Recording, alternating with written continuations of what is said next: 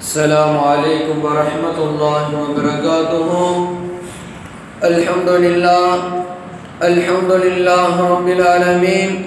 الصلاة والسلام على خاتم النبيين وعلى آله الطيبين وأصحابه الطاهرين والمسلمين والمؤمنين كلهم أجمعين.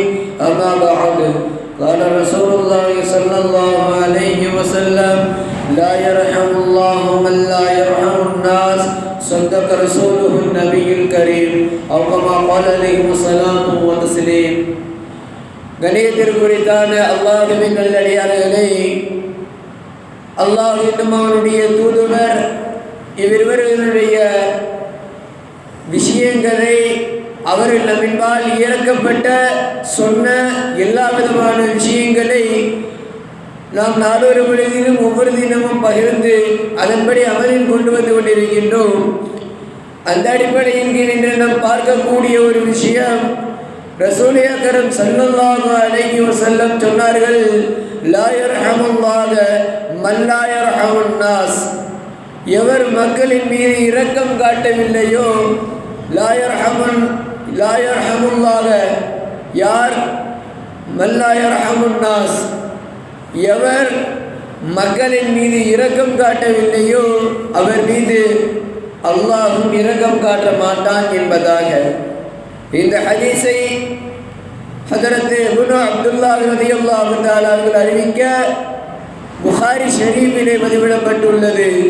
அன்பானவர்களே, இரக்க குணம் மனிதர்களிடத்திலே பொதுவாக இருக்கக்கூடிய ஒரு குணம். காரணம், ரப்புல் ஆலமீன் அல்லாஹ் ஜல்லஷானஹு தஆலா இரக்கமானவனாக இருக்கின்றான். நாயகம் ஸல்லல்லாஹு அலைஹி வஸல்லம் அவர்களும் இரக்கமானவர்களாக இருக்கிறார்கள். அதே போன்று நாமும் இரக்கமானவர்களாக இருக்க வேண்டும். அன்பானவர்களே, இன்று நடக்கின்ற சூழ்நிலை, இன்றைய நாடு போகின்ற போக்கு, அதனுடைய ஒட்டுமொத்த நிலையும் மக்கள் அறியும் பொழுது இரக்கம் என்ற ஒரு விஷயம் இல்லாததன் காரணத்தினால் ஒட்டுமொத்த சமுதாயமும் இன்று கொந்தளிக்கின்றது என்றுதான் நாம் சொல்ல வேண்டும். அன்பானவர்களே, இரக்க குணம் எதனால் வரும் என்று சொன்னால், இறைவனை நினைப்பதன் மூலமாக வரும். ஒருவன் அல்லாஹ்வை நினைக்கின்றான், அல்லாஹ் மன்னிக்கின்ற ஒவ்வொரு தயார மனப்பான்மையும் யோசிக்கின்றான். அப்பொழுது அவனுடைய மனதிலிருந்து எழும் இரக்க குணம் எழும். அல்லாஹ் எவ்வளவு பெரிய மாண்பாளன், தயாளன் என்று அவனுடைய மனதிற்கு தோன்றும். இரண்டாவது, நாயகம் ஸல்லல்லாஹு அலைஹி வஸல்லம் அவர்களுடைய வாழ்க்கையை பார்க்க வேண்டும். நாயகம் ஸல்லல்லாஹு அலைஹி வஸல்லம் அவர்கள் எவ்வளவு முறை மன்னித்தும் மற்றவர்களின் மீது இரக்கம் காட்டியும் வாழ்ந்திருக்கிறார்கள். அன்பானவர்களே, அவர்களுடைய வாழ்க்கையை ஒரு முறை நாம் படித்தாலோ அல்லது சிந்தித்தாலோ நபியின் மீது இரக்கம் கொள்ளும், நபியின் வாழ்க்கையிலிருந்து மனிதன் இரக்கம் என்ற படிப்பினையை பெற்றுக்கொள்வான் என்பதிலே எந்தவித சந்தேகமும் இல்லை. அதே போன்று தாயினுடைய அந்த வளர்ப்பு திட்டத்தை பார்ப்போம், தந்தையினுடைய அந்த வளர்ப்பின் விஷயத்தை பார்ப்போம். இப்படி ஒவ்வொருடைய வாழ்க்கையும் நாம் சிந்திக்கும் பொழுது அவர்களுடைய வாழ்விலிருந்து நமக்கு கிடைக்கக்கூடிய படிப்பினை என்ன தெரியுமா? இரக்கம் என்ற ஒன்றே ஒன்றுதான். காரணம், அல்லாஹ் தஆலா முழு மனித வர்க்கத்திற்கும் அல்லாஹ் தஆலா ஏவுகிற ஒரே ஒரு விஷயம், அல்லாஹ் தஆலா முழு சமுதாயத்திற்கும் கொடுத்திருக்கிற ஒரு விஷயம் இரக்க குணமாக இருக்கின்றன.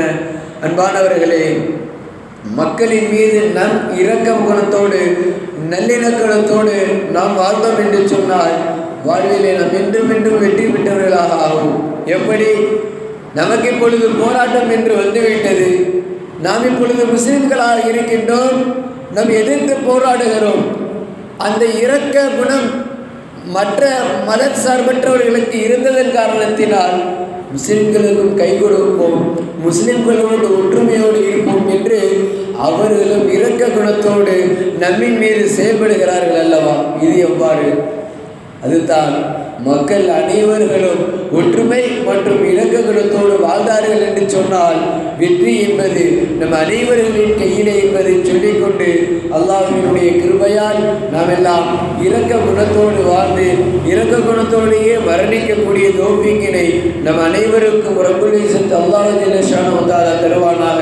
மேலும் இறை பொருத்தத்தோடு சோனம் செல்லக்கூடிய நற்பெரும் பாக்கியத்தை நம் அனைவருக்கும் ரப்புல் ஆலமீன் தந்தருவானாக என்று கேட்டுக்கொண்டவனாக என் உரையை நிறைவு செய்கின்றேன். அல்ஹம்துலில்லாஹி ரப்பில் ஆலமீன். அஸ்ஸலாமு அலைக்கும் வரஹ்மத்துல்லாஹி வபரகாத்துஹு.